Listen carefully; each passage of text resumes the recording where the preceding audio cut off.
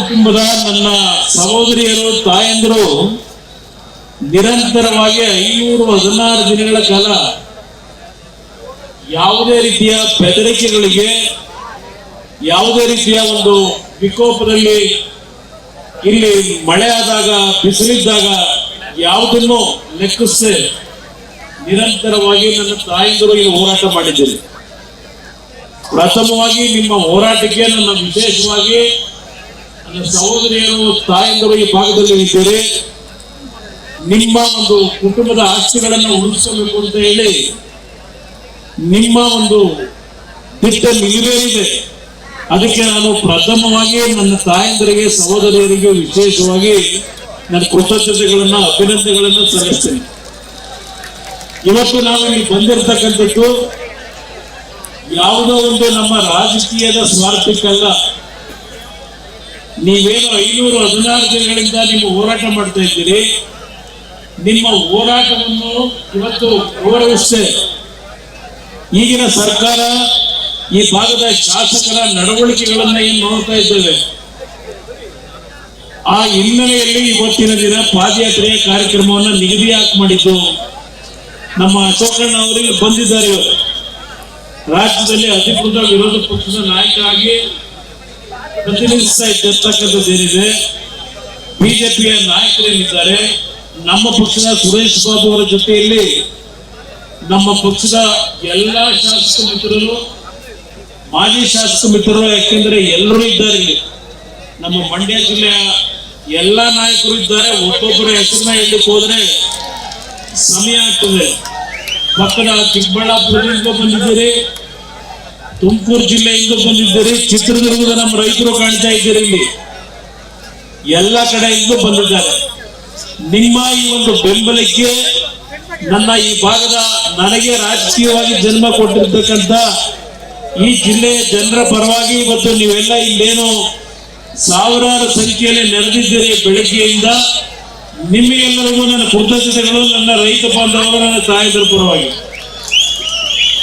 ಇವತ್ತು ಈ ಬಿಡದಿಯ ಒಂದು ಯೋಜನೆ ಏನಿದೆ, ಕಾಂಗ್ರೆಸ್ ನಾಯಕರುಗಳು ನಮ್ಮ ಮೇಲೆ ದೋಷ ಕೊಡ್ತಾ ಇದ್ದಾರೆ.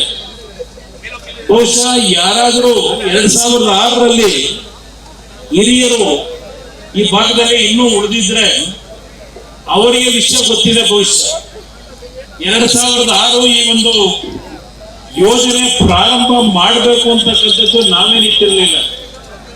ನಿನ್ನೆ ದಿನ ನಾನು ಯಾವ ಬೆಂಗಳೂರು ಮೈಸೂರು ರಸ್ತೆ PMICPA ಪ್ರಾಜೆಕ್ಟ್ ನ ಬಗ್ಗೆ ಅವತ್ತು ಒಂದು ತೀರ್ಮಾನ ಏನಾಗಿತ್ತು, ಆ ತೀರ್ಮಾನದ ಪ್ರಕಾರ 5 ಟೌನ್ಶಿಪ್ಗಳನ್ನ ಮಾಡ್ತಕ್ಕಂಥ ಒಂದು ಕಾರ್ಯಕ್ರಮ ಏನಿತ್ತು, ಅದು ಯಾವುದನ್ನೂ ಮಾಡದೆ ಬೆಂಗಳೂರು ನಗರದಲ್ಲಿ ಒತ್ತಡಗಳೇನಿತ್ತು, ಆ ಒತ್ತಡಗಳನ್ನ ಸರಿಪಡಿಸಲಿಕ್ಕೆ ಏನು ಮಾಡಬಹುದು ಅಂತ ಹೇಳಿ ಕೆಲವು ಪ್ರಪೋಸ್ಗಳನ್ನ ಇಟ್ಟಂಥದ್ದು. ನಮ್ಮ ಕಾಲದಲ್ಲಾಗ್ಲಿ, ಬಿಜೆಪಿಯ ಕಾಲದಲ್ಲಾಗ್ಲಿ, ನಾವು ಈಗಿನ ಸರ್ಕಾರದಲ್ಲಿ ದ ಗ್ರೇಟ್ ಶಿವಕುಮಾರ್ ಯಾವೊಂದು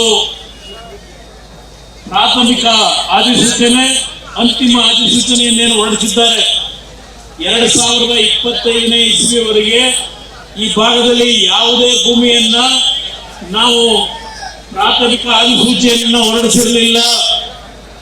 ಇವತ್ತು ಈ ಭಾಗದಲ್ಲಿ ಈ ಅಧಿಸೂಚನೆಯನ್ನು ಹೊರಡಿಸಿದ್ದಾರೆ.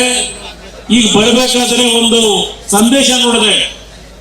ಈ ಸಂದೇಶದಲ್ಲಿ ಮುಖ್ಯಮಂತ್ರಿಗಳು ಇವತ್ತು ಹೇಳಿದ್ದಾರೆ, ನಾನು ಈ ಭಾಗದ ರೈತ ಬಂಧುಗಳಿಗೆ ಮನವಿ ಮಾಡ್ತೇನೆ, ಈ ವಿದೇಶಗಳಲ್ಲಿ ಇರ್ತಕ್ಕಂಥ ಇಂಟರ್ನ್ಯಾಷನಲ್ ರಸ್ತೆಗಳು, ಉದ್ಯಾನವನ, ದೊಡ್ಡ ದೊಡ್ಡ ಕಾರ್ಖಾನೆಗಳು, ದೊಡ್ಡ ದೊಡ್ಡ ಬಿಲ್ಡಿಂಗ್ಗಳನ್ನ ಕಟ್ಟಿ ಈ ಭಾಗದ ಜನರ ಬದುಕಿಗೆ, ಈ ಭಾಗದ ಯುವಕರಿಗೆ ಉದ್ಯೋಗವನ್ನು ಕೊಡ್ತೀವಿ ಅಂತಕ್ಕಂಥ ಒಂದು ಸಂದೇಶ ಕೊಟ್ಟಿದ್ದಾರೆ.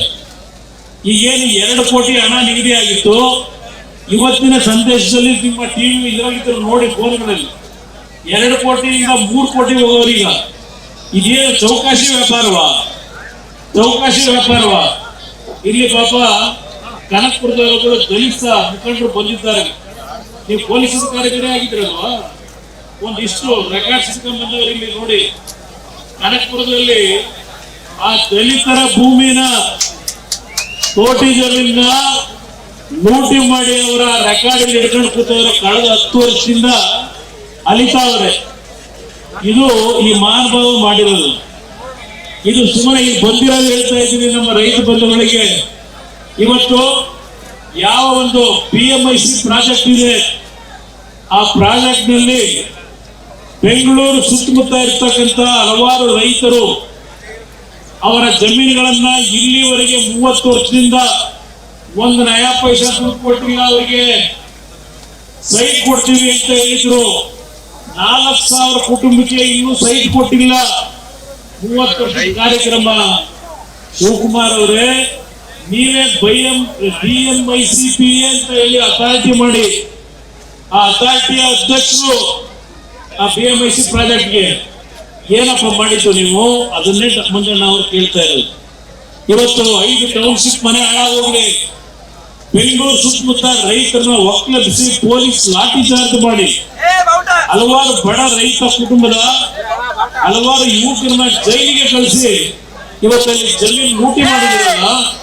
ಇಲ್ಲಿ ವರ್ಷಗಳಲ್ಲಿ ಹತ್ರ ನಮ್ಮ ಈ ಭಾಗದ ನಮ್ಮ ಯುವಕರು ಯಾರಾದ್ರೂ ಓಡಾಟ ಮಾಡಿದ್ರೆ ವರ್ಷಗಳಲ್ಲಿ ಗೇಟ್ ಇದೆಯಲ್ಲ, ಯಾವೊಂದು ಟೋಲ್ ಗೇಟು, ಅದರ ಪಕ್ಕದಲ್ಲಿ ಎದ್ದಿದೆ ನೋಡಿ, ಶೋಭಾ ಶೋಭಾ ಶೋಭಾ. ಯಾರಪ್ಪ ಅದು? ಅದು ನಿಮಗೆ ಮಾಡ್ಲಿಕ್ಕೆ NOC